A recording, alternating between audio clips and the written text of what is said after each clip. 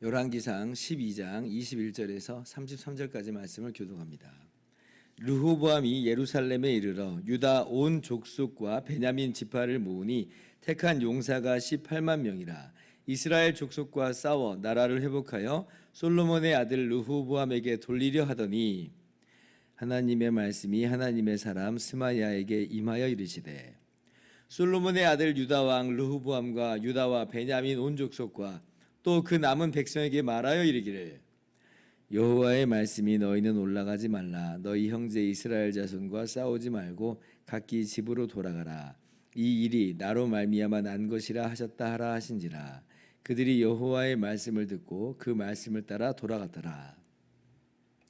여로보암이 에브라임 산지에 세겜을 건축하고 거기서 살며 또 거기서 나가서 분우엘을 건축하고 그의 마음에 스스로 이르기를 나라가 이제 다윗의 집으로 돌아가리로다.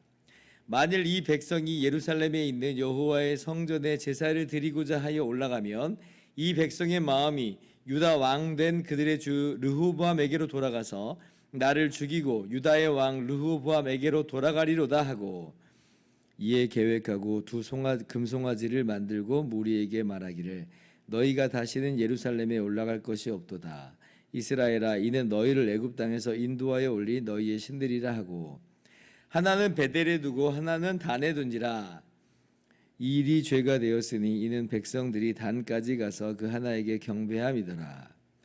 그가 또 산당들을 짓고 레위 자손 아닌 보통 백성으로 제사장을 삼고 여덟째 달 곧 그 달 15째 날로 절기를 정하여 유다의 절기와 비슷하게 하고 제단에 올라가되 베델에서 그와 같이 행하여 그가 만든 송아지에게 제사를 드렸으며 그가 지은 산당의 제사장을 베델에서 세웠더라. 같이요.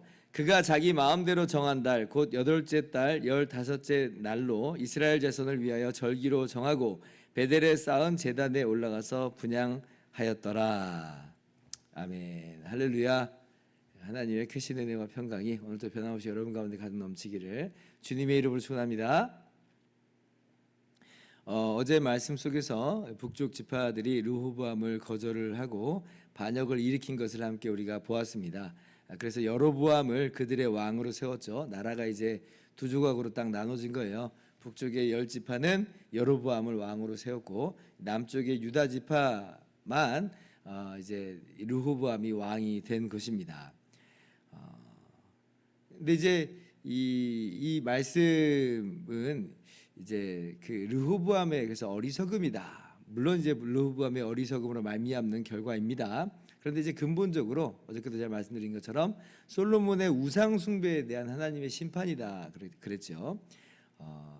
이제 솔로몬이 우상을 숭배하였기 때문에 하나님께서 하나님의 사람인 아히야를 통해서 또 여로보암을 왕으로 세우시겠다 말씀하신 내용이 있어요.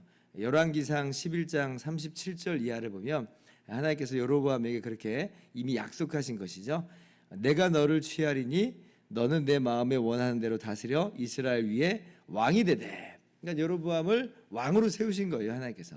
하나님의 말씀이 성취된 것이다 라고 우리가 보는 것입니다. 그래서 여로보암에게 마음껏 다스리라 이렇게 말씀을 하셨어요. 자, 그런데 여로보암에게 정말 놀라운 약속을 하나 하셨죠. 이어서 열왕기상 11장 38절 보면 네가 만일 내가 명령한 모든 일에 순종하고 내 길로 행하며 내 눈에 합당한 일을 하며 내 종 다윗이 행함같이 내 율례와 명령을 지키면 내가 너와 함께 있어 내가 다윗을 위하여 세운 것 같이 너를 위하여 견고한 집을 세우고 이스라엘을 내게 주리라.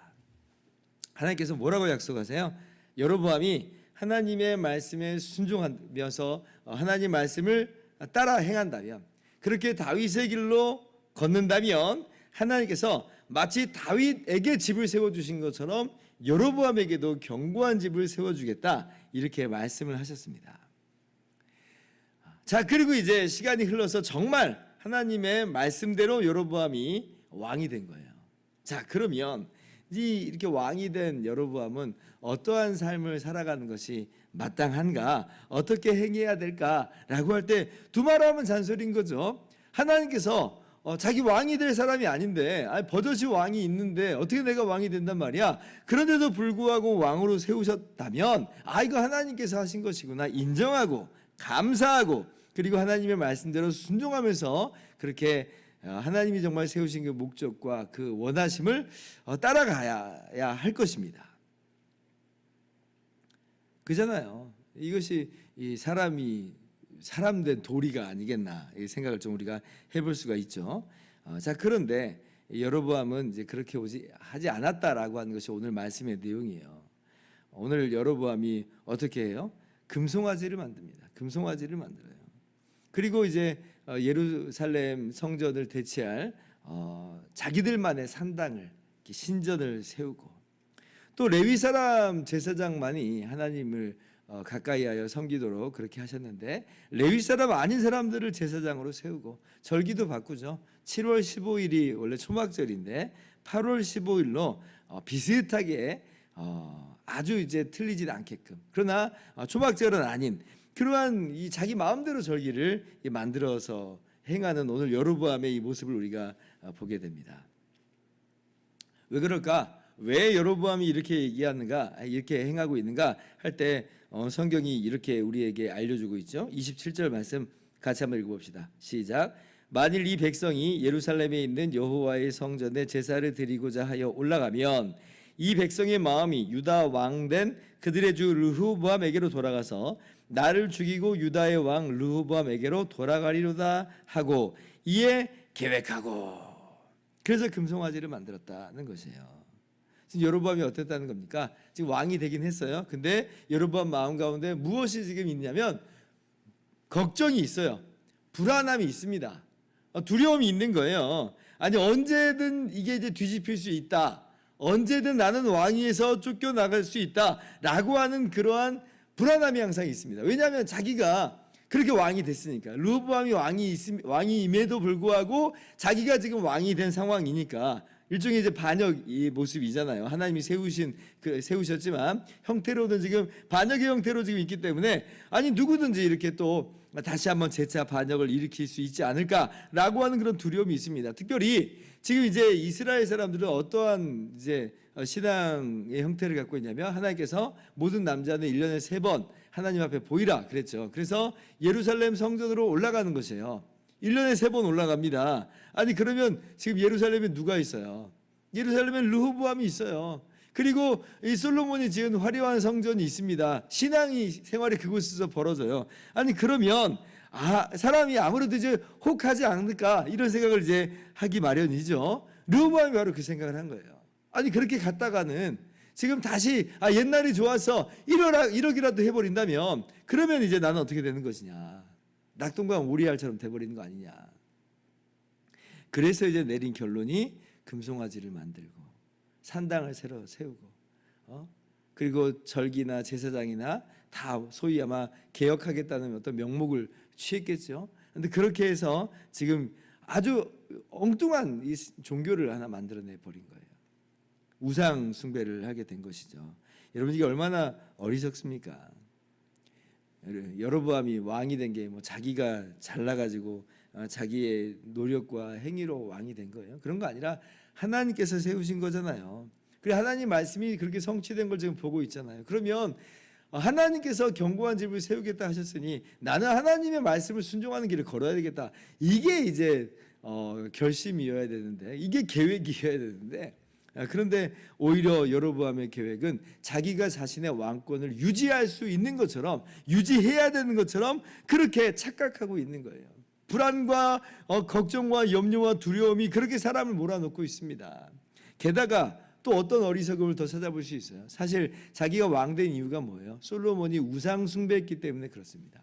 우상 숭배의 죄 때문에 나라가 쪼개지고 우상 숭배의 죄 때문에 자기가 북이스라엘의 왕이 된 거예요. 그런데 지금 여로보암이 뭐 하고 있는 거예요? 바로 그 솔로몬의 지은 죄하고 똑같은 죄를 짓고 있습니다. 똑같은 죄를 짓고 있어요. 그러면 그 결론 어떻게 나오겠어요?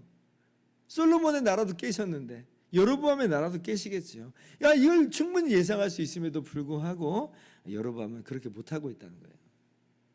한편 여로보암의 그 염려가, 그 불안함이 이해가 되는 측면이 있죠. 아니, 누가 그런 형태를 좋아하겠어요? 자기 백성들이 지금 상대방의 나라의 수도에 가가지고 거기서 예배하고 이렇게 오는 것이, 그런 형태가 내내 불안한 그런 마음을 가져다 줄 수 있습니다.